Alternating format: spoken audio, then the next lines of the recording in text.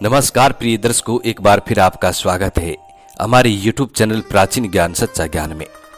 प्रिय दर्शकों, आज फिर नया वीडियो नई जानकारी लेकर हम हाजिर हुए हैं। दर्शकों, आज की कहानी बड़ी पावन और पवित्र कहानी है।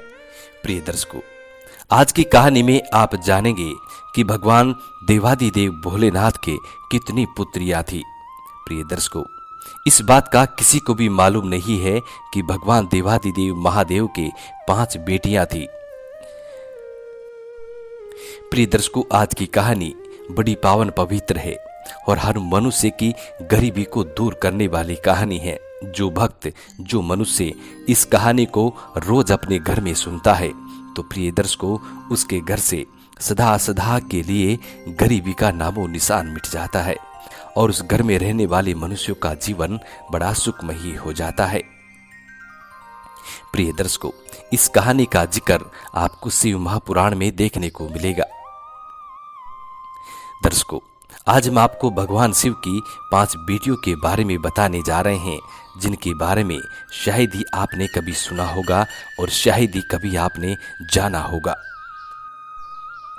दर्शकों, वीडियो शुरू करने से पहले जो लोग हमसे नए जुड़े हैं वो लोग हमारे चैनल को सब्सक्राइब करें, बेल आइकन ऑन करें, अच्छे कमेंट किया करें ताकि हर आने वाली वीडियो का नोटिफिकेशन सबसे पहले आपको मिले और प्रिय दर्शकों, आप उसका फायदा उठा सकें। शुरू करते हैं प्रिय दर्शकों आज की प्यारी सी कहानी। प्रिय दर्शकों, भगवान शिव के परिवार की बात जब भी आती है तो सबसे पहले हमारे मुंह पर श्री गणेश और कार्तिकेय जी का ही नाम आता है। ऐसे में आज हम आपको भगवान शिव की 5 पुत्रियों के बारे में भी बताने जा रहे हैं। प्रिय दर्शकों, श्री गणेश, कार्तिकेय, अशोक, सुंदरी, ज्योति, मनसा और जलंधर के अलावा भगवान शिव की 5 पुत्रियां भी थी। तो चलिए आज इस वीडियो के माध्यम से हम आपको बताते हैं कि महादेव की इन 5 पुत्रियों का जन्म कैसे हुआ और इनसे जुड़ी कुछ रहस्यमयी बातें।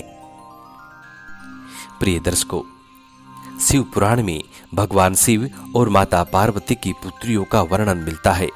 शिव पुराण में लिखित कथा के अनुसार भगवान शिव और माता पार्वती सरोवर में ध्यान मगन थे कि उसी समय भगवान शिव के मुख पर एक मंद मुस्कान आ जाती है। प्रिय दर्शकों, उस मुस्कान से 5 मोती सरोवर में झड़ जाते हैं और झड़कर गिर जाते हैं। उन 5 मोतियों से 5 कन्याओं का जन्म होता है,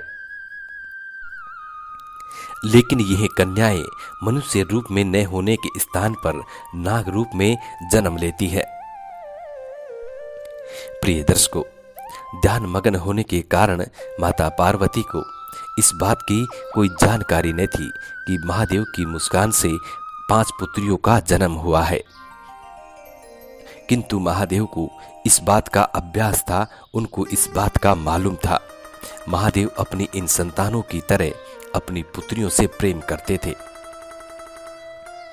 और इन 5 नाग पुत्रियों के साथ नियमित रूप से भोर काल में ब्रह्म मुहूर्त में उनके साथ खेलने भी जाया करते थे।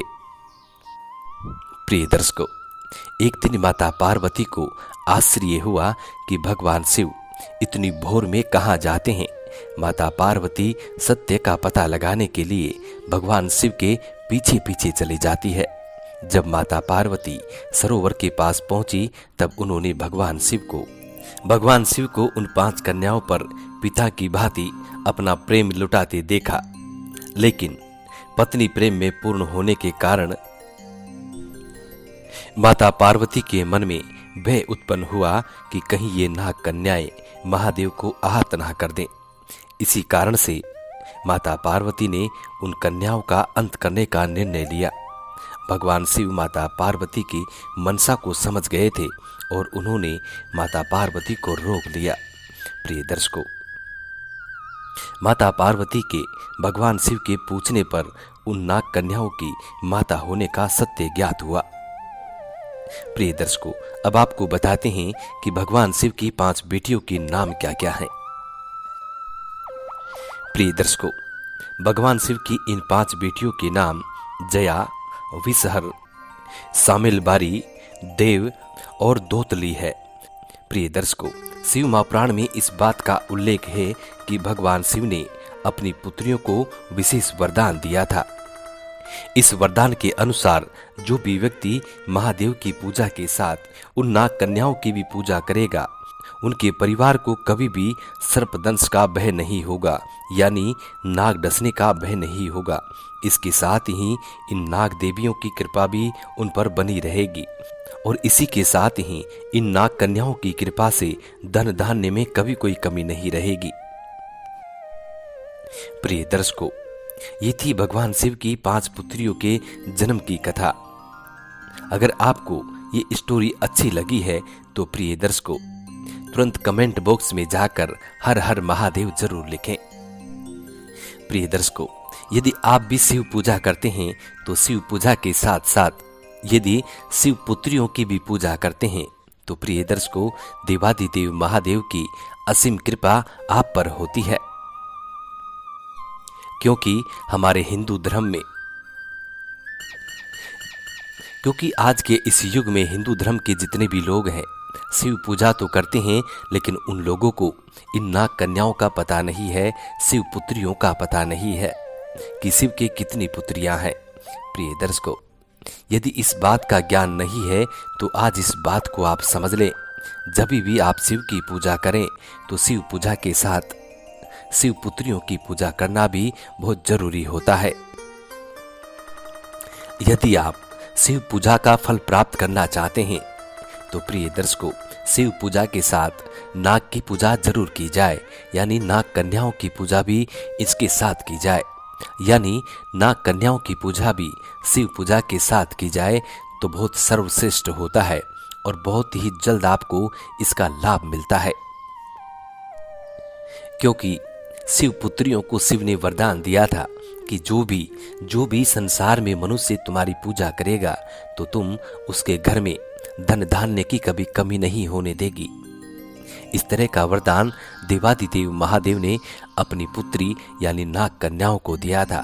इसलिए शिव पूजा के साथ जो मनुष्य इन नाग कन्याओं की पूजा करता है उसके जीवन में कभी भी धन धान्य की कोई कमी नहीं होती है और उन लोगों का जीवन बड़ा सुखमयी होता है। साथ में देवादिदेव महादेव और मां जगदम्बा पार्वती की असीम कृपा उन लोगों पर होती है। प्रिय दर्शकों, हम उम्मीद करते हैं कि आज की ये मोरल स्टोरी, आज की ये शिव कहानी आप लोगों को बेहद पसंद आई होगी और इस कहानी से आप ढेर सारे लाभ उठाएंगे। मिलते हैं प्रिय दर्शकों आने वाले नेक्स्ट वीडियो में।